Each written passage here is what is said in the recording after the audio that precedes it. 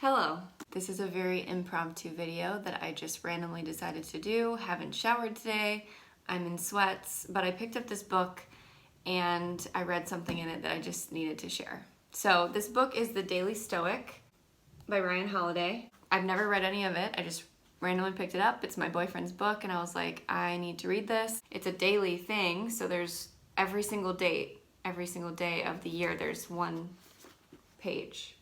And so I flipped to my birthday just because I was like, maybe there's something there for me to read right now. And it's really powerful and helpful. So I'm going to read it to you. It's super short, and then I'm going to kind of unpack it, at least the way that I view it. So here we go. And if I can't pronounce something, I'm just going to go for it and try to figure it out, okay? Here's a quote by Seneca. I may wish to be free from torture, but if the time comes for me to endure it, I'll wish to bear it courageously with bravery and honor. Wouldn't I prefer not to fall into war? But if war does befall me, I'll wish to carry nobly the wounds, starvation, and other necessities of war. Neither am I so crazy as to desire illness, but if I must suffer illness, I'll wish to do nothing rash or dishonorable. The point is not to wish for these adversities, but for the virtue that makes adversities bearable. Okay, so that's the quote by Seneca. And now it's like Ryan Holiday is kind of doing the unpacking, and then I'm going to elaborate. President James Garfield was a great man, raised in humble circumstances, self-educated, and eventually a Civil War hero, whose presidency was cut short by an assassin's bullet. In his brief time in office, he faced a bitterly divided country as well as a bitterly and internally divided Republican Party. During one fight which challenged the very authority of his office, he stood firm, telling an advisor, "Of course I deprecate war, but if it is brought to my door, the bringer will find me at home." That's what Seneca is saying here. We'd be crazy to want to face difficulty in life, but we'd be equally crazy to pretend that it isn't going to happen. Which is why when it knocks on our door, as it very well may this morning, let's make sure we're prepared to answer. This part's really good. Not the way we are when a surprise visitor comes late at night, but the way we are when we're waiting for an important guest, dressed, in the right headspace, and ready to go. And there's a man outside of my apartment hammering a new staircase onto the outside. So if you guys can hear that, that's what it is. Anyway, I opened to this page because I have a speech tomorrow, okay? I have a speech tomorrow, and I was like asking the universe basically like, what should I talk about tomorrow? And I had this idea of not resisting pain. Like I was like, I want to talk about suffering comes from resisting pain. Suffering comes from avoiding or trying to avoid discomfort, because you're always going to be faced with adversity, always, in one shape or another. You just are.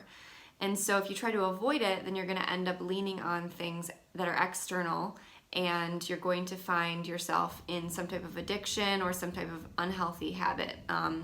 Whether that is coping with shopping or your cell phone or food or alcohol or other drugs, it's a life of trying to avoid and trying to numb.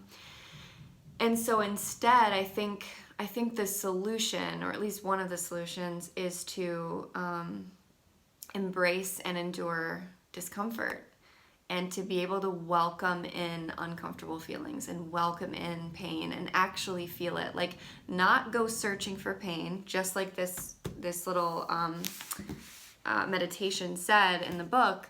Like, of course you don't wish that you're going to have some fight with somebody or lose someone that you love or get fired from your job, or have anything else go wrong. You don't wish that. You don't wish to get sick or wish that someone that you love gets sick. But knowing that you're going to face something hard in your life, inevitably, and multiple things, they're just going to keep on coming, then the only real thing that we can do is prepare ourselves.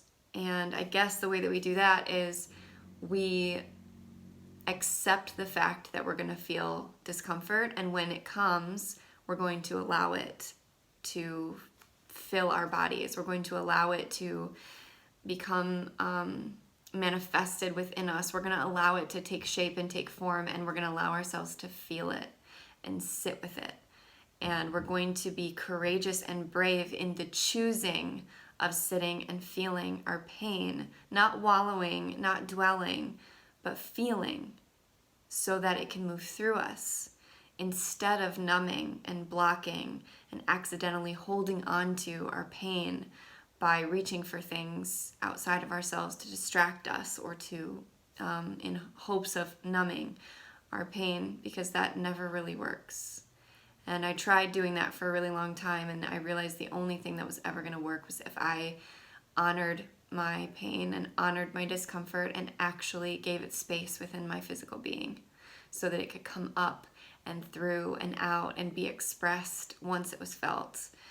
And I think until we do this, we're just going to constantly search for this space of peace that doesn't really exist. Peace exists, but it exists underneath all of the ideas of what we think peace is. You know, you don't have to meditate to beautiful music, or be in nature, or watch a beautiful sunset, or have perfection to feel peace. It's actually the contrary. It is a choice that you get to make. It's a space that's within you that you can access at any time, that is a knowingness that you're connected to something that is alive and well and pure, regardless of the conditions of your life. And maybe that sounds weird or airy-fairy or complicated, but it really is about getting good at that skill of choosing to have this neutral space of peace as an observer of your external life, of your conditional life. Basically, building unconditional love within yourself, regardless of if you feel good or not. And that's really hard. But that's the ultimate. That's what we're all searching for, and you're never going to find it outside of yourself. You're never going to find it in a guru, or in a self-help book, or in my videos, or a podcast. Those things can all help you. But it really comes down to you accessing that space within yourself, and you do that by choosing it over and over and over again. And the hardest time to do it, but the most important time to do it, is in the midst of discomfort. To say, you know what, I'm going to sit in this, and I'm going to let myself feel it. And I don't care if I ugly cry. I don't care if I yell. I don't care if I feel sick. I don't care if I have to sit here and journal or dance or whatever I need to do, maybe punch a pillow or scream. I'm going to do those things instead of saying, no, I'm going to stuff this down. I'm going to fight it. I'm going to avoid it. I'm going to distract myself from it, because that just never works. And we actually create more suffering by avoiding the inevitable pain and discomfort. So I think that's it. That's today's daily Stoic meditation. And by the way, I think I'm going to be reading more of these, because they're just such great concepts and ideas. And I will actually probably start with the accurate date, but I just wanted to flip to my birthday, and it happened to be a really good one. So with that said, hope this helped you. Hope this shines some light in your life, and I'm sending you lots of love. Goodbye.